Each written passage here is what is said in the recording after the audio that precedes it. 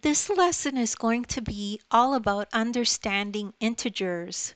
So this is an introduction to integers. So if we have a problem like this that says understanding integers, which integer represents removing 5 pancakes from a stack of pancakes?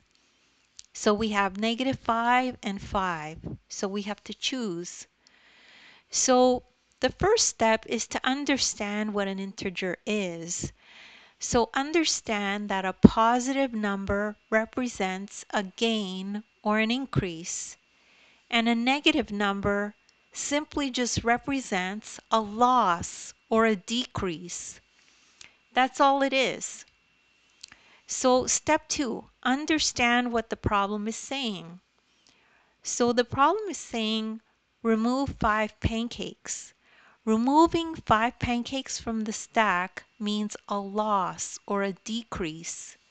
So that means you use a negative integer to represent this scenario.